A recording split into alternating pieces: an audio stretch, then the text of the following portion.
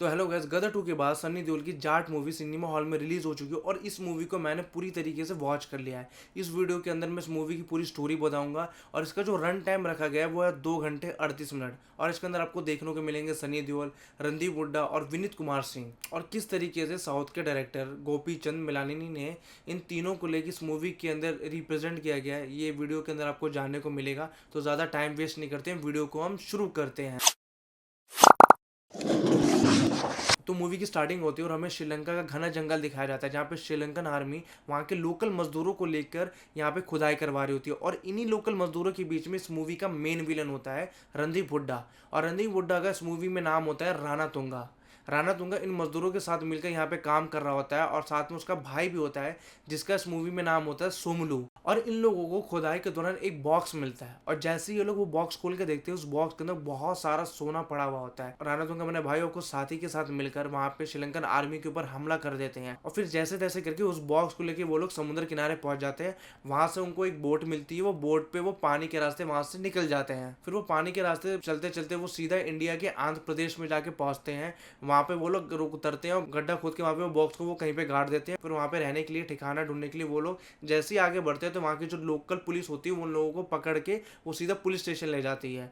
फिर बातचीत के दौरान पुलिस को ये पता लगता है कि ये लोग श्रीलंकन है और ये लोग वहां से भागकर इंडिया के आंध्र प्रदेश में आ गए हैं। और ये सब जानने के बाद राणा तुंगा को थोड़ा डर लगता है कि ये लोग दोबारा से हमें वहां वापस ना भेज दें। तो वो और उसके बाकी साथी सब मिलकर उन पुलिस वालों को काफी सारा सोना दे देते हैं, जिसके बाद इस सोने को देखकर पुलिस वाला लालच में आ जाता है और वो लोग इंडिया में उनको रहने देता है और उसके बाद उन लोगों के लिए वो इंडियन सिटीजन आई कार्ड बनवा देता है। एंड फिर इसके आगे हम ये देखते हैं कि राणा तुंगा उसी आंध्र प्रदेश के एरिया में रहने लग जाता है और धीरे धीरे करके वहाँ के आसपास जितने भी शहर थे सब पे वो कब्जा जमा लेता है। इसी दौरान कोई भी राणा तुंगा के खिलाफ आवाज उठाने की कोशिश भी करता है, राणा तुंगा अपने भाई के साथ मिलकर उन सब लोगों को मार देता है और लोग उसके नाम से भी कांपने लग जाते हैं। फिर यहाँ से सीन शिफ्ट होता है और हमें दिल्ली दिखाया जाता है, क्योंकि अब तक 15 साल बीत चुके थे और दिल्ली में हम इंडिया के प्रेसिडेंट को देखते हैं जिनका नाम होता है वसुंधरा। और प्रेसिडेंट वसुंधरा को जल्दी से जल्दी उनके ऑफिस उनको बुलाया जाता है। वो जैसे ही ऑफिस पहुंचती है उनको एक कोरियर दिखाया जाता है। इस कोरियर को प्रेसिडेंट जब खोल के देखते हैं, उस बॉक्स के अंदर काफी सारी उंगलियां कटी हुई पड़ी थी और उस बॉक्स के अंदर एक लेटर भी उनको मिलता है। आंध्र प्रदेश के कौशल्य छोटे से गांव से एक छोटी सी बच्ची ने इस लेटर को लिखा है, जो कि वो लेटर में प्रेसिडेंट से ये कहती है कि मेरा गांव पूरी तरीके से मुसीबत में फंसा हुआ है, आप मुझे इस मुसीबत से निकालो, क्योंकि मैंने अपने स्कूल की बुक में ये पढ़ा है कि प्रेसिडेंट ऑफ इंडिया इंडिया में सबसे पावरफुल होते हैं और वो जो चाहे वो कर सकते हैं। इसी वजह से प्रेसिडेंट से वो छोटी बच्ची रिक्वेस्ट करती है कि वे जल्दी से उनके गाँव है उसकी और उसके गाँव वालों की मदद करें। फिर इस लेटर को पूरा पढ़ने के बाद प्रेसिडेंट काफी ज्यादा हैरान हो जाती है कि उस गांव में ऐसा है क्या जो इतनी बड़ी प्रॉब्लम वहाँ हो रही है और लोगों की कटी हुई उंगली यहाँ भेजे जा रहे हैं। फिर उसके बाद प्रेसिडेंट सीबीआई के सीनियर ऑफिसर को बुलाते हैं जिनका नाम होता है सत्यमूर्ति। और वो जैसे ही ऑफिस में पहुंचते हैं, प्रेसिडेंट उनको सारी बातें बताती है और वो लेटर भी देती है और लेटर पढ़ने के वो सत्यमूर्ति भी शॉक में हो जाता है। फिर प्रेसिडेंट सत्यमूर्ति को फुल स्पेशल पावर देती है और उससे कहती है कि तुम उस गांव में जाओ और ये सारी सच्चाई का पता लगा के मुझे जल्दी से जल्दी इन्फॉर्म करो। फिर इसके बाद सीन शिफ्ट होता है और हम सीधा उसी गांव को देखते हैं जहां से वो चिट्ठी भेजी गई थी और लोगों ने अपना अंगूठा काट के प्रेसिडेंट को भेजा था। राणा तुंगा क्या करता है, उन सब लोगों का गर्दन काट के जान से मार देता है, उन लोगों के सामने वो लाश को फेंक के निकल जाता है। तभी इस गाँव में पुलिस स्टेशन में एक नई सब इंस्पेक्टर आती है जिसका नाम होता है विजय लक्ष्मी। और जैसे ही विजय लक्ष्मी को इस मर्डर के बारे में पता लगता है, वो तुरंत इस गांव में आती है और उन गांव वालों लोगों से वो इंक्वायरी लेने लगती है कि आखिर से मर्डर किसने किया है। और इंक्वायरी करने के बाद उसे पता चलता है कि मर्डर जिसने किया है उसका नाम है राणा तुंगा। फिर जिसके बाद विजय लक्ष्मी अपनी पूरी टीम को तैयार करती है राणा तुंगा के घर जाने के लिए, मगर जो मेल ऑफिसर होते वो जाने से मना कर देते क्योंकि वो घबरा चुके थे, उनको पता था कि आगे क्या होगा। मगर जो फीमेल ऑफिसर होती है वो कहते हैं कि हम आपके साथ चलेंगे।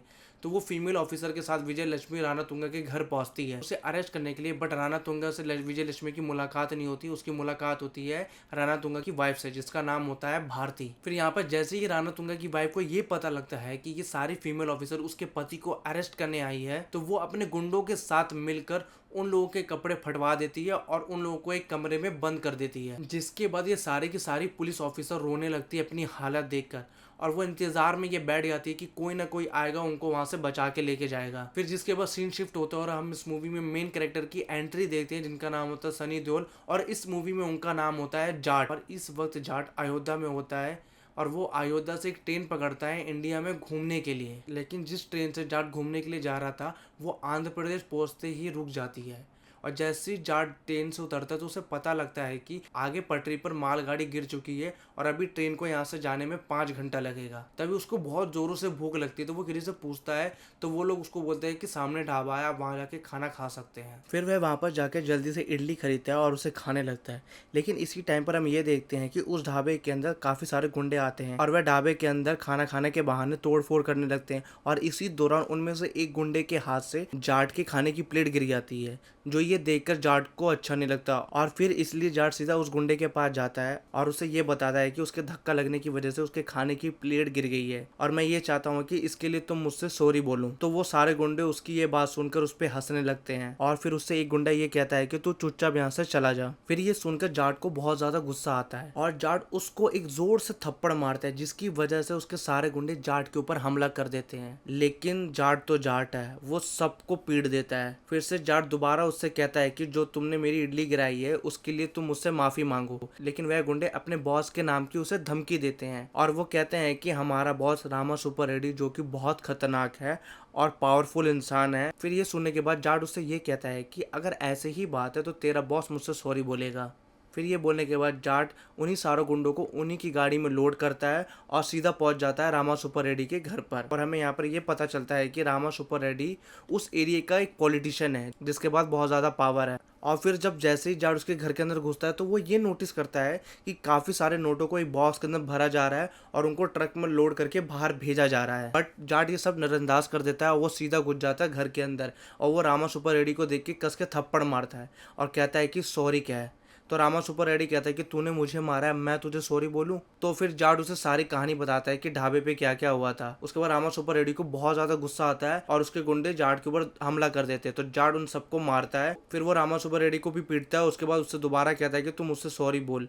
तो रामा सुपर रेड्डी अपने बॉस का नाम लेता है जिसका नाम होता है सोमलू। और सोमलू और कोई नहीं होता, वो रानातुंगा का छोटा भाई होता है। फिर जाट ये सुनकर रामा सुपर रेड्डी को कहता है कि अब सोमलू उसे सॉरी बोलेगा। और फिर जाट रामा सुपर रेड्डी को और उन सारे गुंडों को दोबारा से गाड़ी में लोड करता है और सोमलू के पास पहुंच जाता है। और अब इस टाइम सोमलू एक सरकारी ऑफिस में होता है जहां पर उसने अपने गुंडों के साथ मिलकर उस सरकारी ऑफिस के लोगों को जमीन पे बिठा रखा होता है और उनसे वो नकली स्टैम्प पेपर बनवा रहा होता है और उस पर झूठ मूठ का साइन भी करवा रहा होता है। फिर कुछ ही पल पे वहां पे जाट पहुंच जाता है और वो सोमलू से कहता है सॉरी बोल। सोमलू से कहता है कि सॉरी क्यों। फिर जाट उसे दोबारा से वो स्टोरी बताता है। फिर वो कहता है कि इन लोगों ने रामा सुपर रेड्डी का नाम लिया, रामा सुपर रेड्डी ने तेरा नाम लिया, अब तुम मुझसे सॉरी बोलेगा। तो ये बात सुनकर सोमलू उस पर हंसने लगता है और उसके बाद वो जाट के ऊपर हमला कर देता है। फिर जाट सोमलू के सारे गुंडों को मारता है और सोमलू को पीटते हुए कहता है कि तेरे से ऊपर भी कोई है। तो सोमलू उससे कहता है कि तूने गलत पंगा ले लिया, तू जानता नहीं है कि मेरा भाई कौन है, मेरा भाई है रानातुंगा। फिर जब जाट रानातुंगा का नाम सुनता है तो वो कहता है कि अब रानातुंगा ही उसे सॉरी बोलेगा। फिर वो दोबारा से सोमलू को, रामा सुपर रेड्डी को और उन गुंडों को दोबारा से उन्हीं की गाड़ी में लोड करके वो सीधा पहुंच जाता है रानातुंगा के घर पर। फिर घर के अंदर आने के बाद सोमलू अपने बड़े भाई रानातुंगा को बुलाता है, जिसके बाद जाट रानातुंगा को पूरी कहानी बताता है कि क्या क्या हुआ था। फिर कहता है कि इन लोगों ने रामा सुपर रेड्डी का नाम लिया, रामा सुपर रेड्डी ने सोमलू का नाम लिया और सोमलू ने तेरा नाम लिया। अब आगे वो रानातुंगा से ये कहता है कि अब वो जल्दी से जल्दी उसे सॉरी कह दे। फिर जाट की ये बात सुनकर रानातुंगा उसे सॉरी कह देता है। अब रानातुंगा के मुंह से सॉरी सुनकर वहाँ पे सारे लोग काफी शॉक हो जाते हैं, लेकिन जो जाट होता है वो इस बात को सुनकर काफी खुश हो जाता है और वो स्माइल करते हुए वहां से वो जाने लगता है। लेकिन वह वहां से जाने के टाइम भी कुछ नोटिस करता है कि इस टाइम पर रानातुंगा के घर के अंदर कई सारे पुलिस ऑफिसर के फटे हुई वर्दी है। तो वो दोबारा से वापस अंदर आने लगता है। तो रानातुंगा उससे कहता है कि तुझे सॉरी बोलना था, मैंने बोला, अब निकल यहाँ से। तब जाट उससे ये कहता है कि मैं सुबह से ये नोटिस कर रहा हूँ कि ढाबे पे गुंडों के पास तलवार है। रामा सुपर रेड्डी के घर पर बॉक्स में काफी सारे पैसे और ट्रक में भर के बाहर लेके जा रहे हैं। यहाँ तेरे घर के बाहर एक तिरपाल से छुपी पुलिस की जीप है और तेरे घर के अंदर पुलिस की वर्दी फटी हुई पड़ी है। फिर जैसे ही जाट उस वर्दी के पास जाता है, उस वर्दी को उठा के देखता है तो उस वर्दी के ऊपर फीमेल ऑफिसर के नाम लिखे हुए होते हैं। फिर उसे ये पता लगता है कि यहाँ पे सारी पुलिस ऑफिसर की जो वर्दी है वो फीमेल की है। जाट ये सब देख के यहाँ पे समझ चुका था कि यहाँ पर कुछ ना कुछ तो बहुत बड़ी गड़बड़ है। और इस टाइम पर रानातुंगा ने अपने घर में कई सारे फीमेल ऑफिसर को एक कमरे में बंद करके रखा है अब ये सब बोलने के बाद जाट उसके घर में खोजबीन करने लगता है, जिसके बाद उसे राणा तुंगा के घर के एक छोटे से कमरे के अंदर sub inspector Vijay Lakshmi and उसके काफी सारे साथी दिखते हैं और उनसे मिलते ही जाट सबसे पहले उनकी यूनिफॉर्म उन्हें देता है और उन सभी को वो वहां से अपने साथ ले जाने लगता है। जब जाट वहां से उन लड़कियों को ले जा रहा होता है तब उस टाइम पर राणा तुंगा उसे कहता है कि अगर वह इन सबको अपने साथ ले जाना चाहता है तो शौक से ले जाए, लेकिन जाने से पहले वह उसे ये बताना चाहता है कि इस गांव के साथ ही साथ आसपास के 30 गांव पर उसका कब्जा है और इसलिए यहाँ पर सिर्फ उसका राज चलता है। इसलिए वह जाट से कहता है कि अभी तो वो इन लड़कियों को लेकर जा सकता है, लेकिन आज शाम होते होते वो खुद ही उसके पास आएगा और गिड़गिड़ाते हुए उसे जान की भीख मांगेगा। लेकिन जाट उसकी बात को इग्नोर करता है एंड वो उन लड़कियों को लेकर वहां से निकल जाता है। और अब जाट और लड़कियों के जाने के बाद राणा तुंगा की मदर उससे पूछती है कि उस आदमी ने उसके छोटे भाई सोमलू को बहुत बुरी तरह से मारा, तो इसलिए ये सब होने के बाद भी राणा तुंगा ने उसे यहाँ से जिंदा क्यों जाने दिया। फिर राणा तुंगा अपनी मदर की बात सुनकर राणा तुंगा उनसे कहता है कि इस आदमी ने मेरे छोटे भाई को मारा था, अगर मैं इसे अपने घर के अंदर मारता तो बाहर दुनिया को इसकी मौत के बारे में कुछ भी पता नहीं लगता, इसलिए पहले मैं इसे इसके घुटनों पे लाऊंगा, फिर उसके बाद इसे सबके सामने मारूंगा ताकि पूरी दुनिया को ये पता चले कि मेरे छोटे भाई पर हाथ उठाने का क्या अंजाम होता है। जैसे ही जाट उन लड़कियों को गाड़ी में लेके वहां से निकल रहा होता है तो थोड़ी देर बाद राणा तुंगा के लोग उसके ऊपर हमला कर देते हैं। इस हमले के दौरान पे एक पुलिस ऑफिसर घायल हो जाती है और वो लोग उसको एक गांव के अंदर लेके जाते हैं, बट उस गांव में कोई भी नहीं होता, पूरा गांव सुनसान पड़ा होता है। तभी वहां पर उन्हें एक औरत दिखती है और वो लोग उससे पानी मांगते हैं, बट तब तक वो ऑफिसर मर जाती है। फिर जाट ये पूछता है कि आखिर यहाँ पर चल क्या रहा है, आखिर ये पूरा का पूरा गाँव खाली क्यों है। फिर आखिर जाट विजय लक्ष्मी से कहता है कि तुम सब लड़कियां राणा तुंगा के घर उसे अरेस्ट करने के लिए क्यों गई थी। तब विजय लक्ष्मी जाट को पूरी स्टोरी बताती है कि राणा तुंगा ने 30 गाँव में अपना कब्जा जमा रखा है और यहाँ के गाँव के लोगों के ऊपर बहुत बुरा जुल्म करा है, और ये सब करने के लिए ना ही उसे यहाँ की पुलिस रोकती है और ना ही यहाँ की सरकार। और इसी दौरान राणा तुंगा ने 10-12 लोगों को मार दिया था और उनके गर्दन काट दिए गए थे, और मैंने उनके परिवार वालों को ये भरोसा दिलाया था कि मैं उन्हें इंसाफ दिलाऊंगी, और इसलिए उन लोगों ने ये गवाही दी थी कि ये सब राणा तुंगा ने किया है। इसलिए फिर मैं अपनी टीम को लेकर अरेस्ट करने के लिए राणा तुंगा के घर गई थी, और जैसे ही मैं उसके घर के अंदर पहुंची उसे अरेस्ट करने के लिए, तो उसकी वाइफ ने हमें पकड़ लिया था और हमारे सारे कपड़े फाड़ के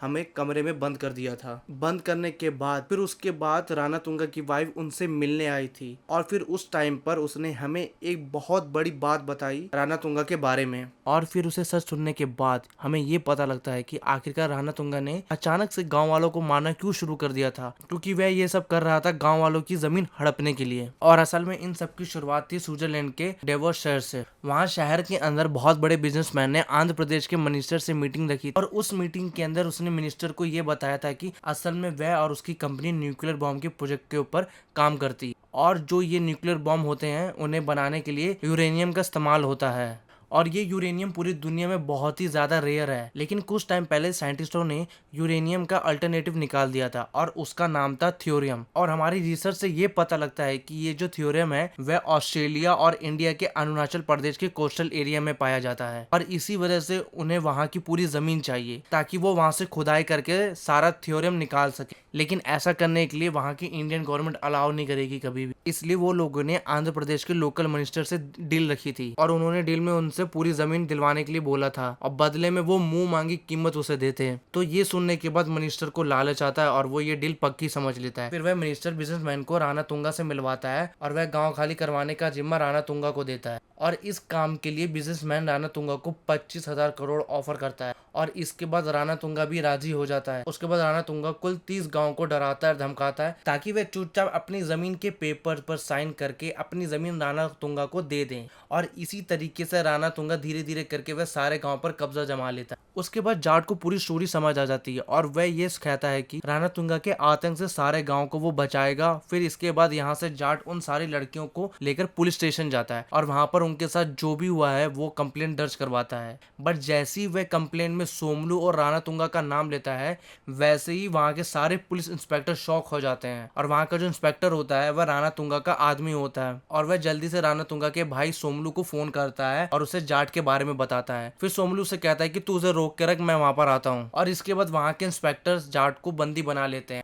और फिर सोमलू वहां पर अपने गुंडों के साथ पहुंच जाता है और वह जाट पर जैसे ही हमला करने वाला होता है वैसे ही जाट उठकर उन सबको मार देता है और मारकर उस पुलिस स्टेशन में उन सबको टांग कर वहां से चला जाता है। और जैसे ही ये बात राणा तुंगा को पता लगती है वो वैसे ही पुलिस स्टेशन आता है तो देखता है कि उसके सारे गुंडे और उसका भाई हवा में लटका हुआ है। और ये सब देखने के बाद राणा तुंगा को बहुत ज्यादा गुस्सा आता है। फिर इन सीन के बीच में हमें सीबीआई ऑफिसर सत्यमूर्ति को भी दिखाया जाता है जिसको प्रेसिडेंट ने भेजा गया था उस गांव में पता लगाने के लिए। और फिर हमें ये पता लगता है कि सत्यमूर्ति आंध्र प्रदेश पहुंच चुका है और उसे यहाँ आकर राणा तुंगा के बारे में सब कुछ पता चल जाता है कि कैसे उसने 30 गांव पे अपना कब्जा जमाया था और किस तरीके से यहाँ के लोगों को उसने मारा है बुरी तरीके। लेकिन राणा तुंगा की हिस्ट्री और उसके बैकग्राउंड को जानने के लिए सीबीआई ऑफिसर सत्यमूर्ति राणा तुंगा की फोटो एंड उसकी पूरी डिटेल सीबीआई हेड में भेज देता है। एंड सीबीआई हेड ऑफिस से उसे ये पता लगता है कि असल में जिस राणा तुंगा के पीछे वो आंध्र प्रदेश आया है वो कोई लोकल या फिर कोई मामूली गुंडा नहीं है और वह वो इंडिया का भी नहीं है, वो श्रीलंका का है। एंड श्रीलंका के अंदर वह जाफरा टाइग्रेस नाम के एक टेररिस्ट ग्रुप का कमांडर था जिसने श्रीलंका से लेके इंडिया तक कई सारे टेररिस्ट वाले काम किए। लेकिन आगे चलकर उसे उसके ग्रुप वालों ने निकाल दिया था जिसके बाद वो श्रीलंका से भागकर इंडिया आ गया था और यहाँ पर आकर कोई करप्ट पुलिस के द्वारा यहाँ पर इंडियन सिटीजनशिप बनवा ली थी और फिर यहाँ पर वो रहने लगा। इसलिए सीबीआई ऑफिसर सत्यमूर्ति का जिससे सामना है वो कोई आम इंसान नहीं बल्कि वो एक बहुत ही खतरनाक टेररिस्ट है। अब सीबीआई ऑफिसर सत्यमूर्ति को जैसे ही ये पता लगता है कि राणा तुंगा एक बहुत बड़ा टेररिस्ट है वह उसे पकड़ने के लिए सीधा इंडियन आर्मी के हेड फोन करता है। फिर सत्यमूर्ति इंडियन आर्मी के हेड से ये कहता है कि उसे बहुत बड़े आतंकवादी को पकड़ना है और ऐसा करने के लिए उसे स्पेशल फोर्स चाहिए। लेकिन इंडियन आर्मी के हेड उसे बताते हैं कि लेकिन इस टाइम पर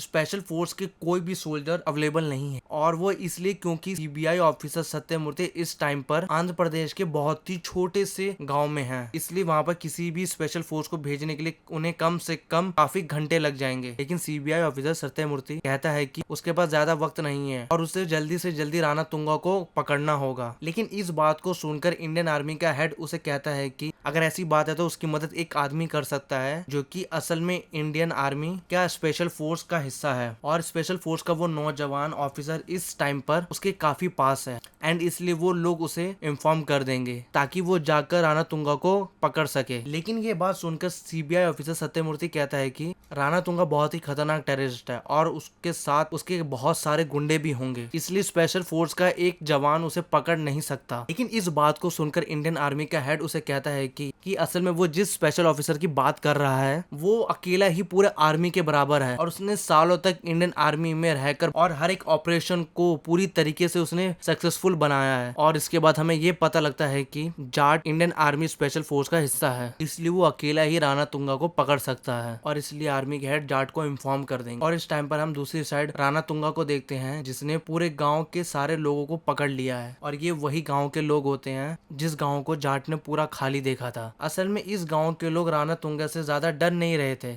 और उसके नाम अपनी जमीन भी नहीं कर रहे थे और ऐसा करने के लिए राणा तुंगा ने यहाँ के कई लोगों को मारा था। लेकिन तब भी गांव वाले उसके सामने झुक नहीं रहे थे और इसलिए राणा तुंगा इस गांव वाले के सारे लोगों को पकड़ लेता है ताकि वह इस गांव को पूरा ही मार दे और उनकी जमीन पे कब्जा कर ले। पर यहाँ पर हम ये देखते हैं कि ये बारी बारी करके उन गांव वालों को मारने लगता है, लेकिन कुछ लोगों के मरते हुए फिर कुछ टाइम बाद वहाँ पे जाट आ जाता है। फिर वहाँ पे आने के बाद जाट राणा तुंगा के सारे गुंडों को पीट देता है। उसके बाद वो फाइट करता है राणा तुंगा से और फाइट के दौरान वो राणा तुंगा को भी बहुत बुरी तरीके से मारता है और राणा तुंगा के गले में चैन से बांधकर गांव वालों के हाथ में वो चैन पकड़ा देता है। जिससे गांव वाले लोग उस चैन को खींचते हैं तो राणा तुंगा हवा में लटक जाता है और उसकी वहां पर मौत हो जाती है। अब यहाँ पर राणा तुंगा का आतंक खत्म हो चुका है। फिर कुछ टाइम बाद वहां पर सीबीआई ऑफिसर सत्यमूर्ति भी आ जाते हैं और वह जाट को देख के उसे सैल्यूट करते हैं। फिर उसके बाद सीबीआई ऑफिसर सीधा प्रेसिडेंट को फोन करते हैं और उन्हें सारी रिपोर्ट दे देते हैं। और इसके बाद विजय लक्ष्मी राणा तुंगा के घर जाती है उसकी वाइफ को पकड़ने के लिए, बट उसकी वाइफ खुद को गोली मार लेती है और जो राणा तुंगा की माँ होती है वो ये देख के खुद ब खुद मर जाती है शौक से। और ये पूरी मूवी यहाँ पर खत्म हो जाती है। तो दोस्तों आपको ये वीडियो कैसी लगी? अगर आपको ये वीडियो अच्छी लगी होगी तो इस वीडियो को लाइक करिएगा और चैनल को सब्सक्राइब करिएगा। अब आपको मिलते हैं हम नेक्स्ट वीडियो में।